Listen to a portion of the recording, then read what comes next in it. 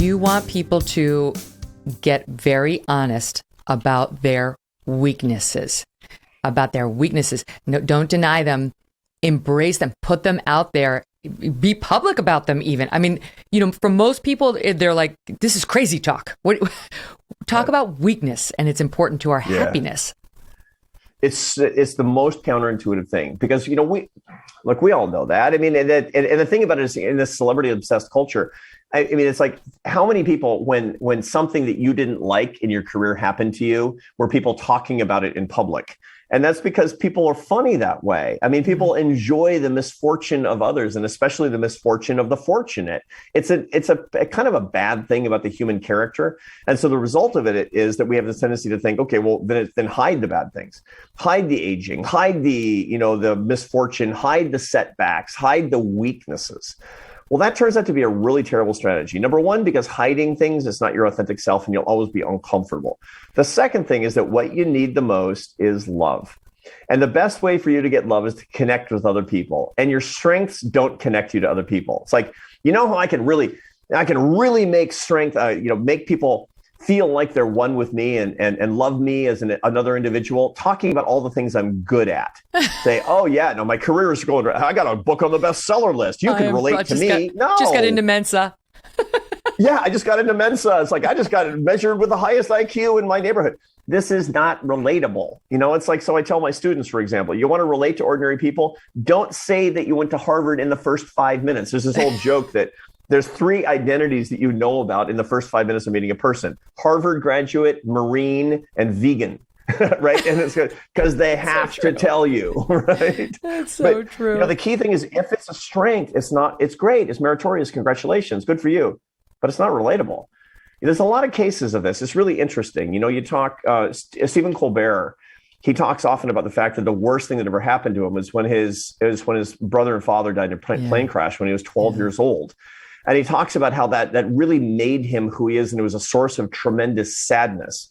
He's not talking about that as a source of glory. He talks about how that weakness made him the person that he is. And that in point of fact, this incredibly famous and successful person has to go through the same tube that we all do. Megyn Kelly has the same sadness as any listener to this program. That we all have to work for the people who love us. And when we hide these things, we hide them from ourselves. A very, very close friend of mine, he got extremely wealthy because he's clever and hardworking and entrepreneurial. And I asked him, what's the biggest mistake you made in your thought about getting rich? And I can talk to him this way because we're really close friends. And he said, thinking that my problems were going to go away. And I said, what do you mean? He said, it turns out when you have $800 million, it's possible your wife still doesn't love you. Mm-hmm. And she's not going to love you because of the $800 million. And so unless you're in touch with your weaknesses, and by the way, unless you share your weaknesses, you're not going to make authentic human connection with other people. Mm-hmm. It's not about getting rid of the weaknesses. It's about defanging them. Totally. It's the phantasm of the fear of death. It's the same idea. St. Paul the Apostle, he by the way, the greatest entrepreneur in history. We talk about, Steve Jobs or someone who's phenomenal, and the iPhone, which is great, but let's just see how many iPhones are out there in the year 4000, shall we? Mm-hmm. I mean, it's like St. Paul, he was like this entrepreneurial guy basically building this theology around this religion, and it's lasted this incredible test of time. And how did he sell it? He sell it by saying, there's a thorn in my flesh, and in my weakness, I find my strength. That's a terrible pitch. Mm-hmm. That's like saying, look, I'm weak, I'm sad, nobody's following me, I feel horrible. Hey, want to join? It's like, this is the worst pitch ever, right? And yet, look, 2 billion Christians 2,000 years later. It's so true. Gosh, it's scary for people to do, but all the messages to us are to do the opposite of all these things. You know what I mean? Like work hard, make a lot of money, be strong, all those things. And then we look around and say, why are we so unhappy? My God, we're so unhappy. I'll just switch jobs. Maybe I'll switch jobs.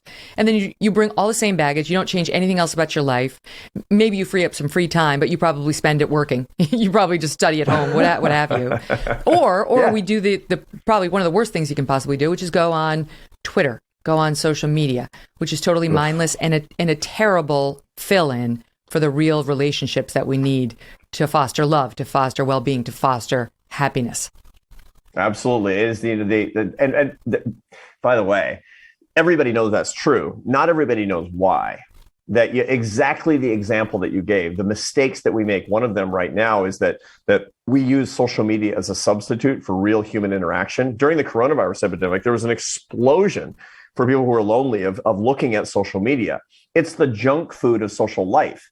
Just as, eating burgers and fries and milkshakes every time you're hungry will blow up your calories, but it won't give you the nutrients that you need, thus leaving you hungry and getting too many calories. Social media does that because it starves you of something called oxytocin.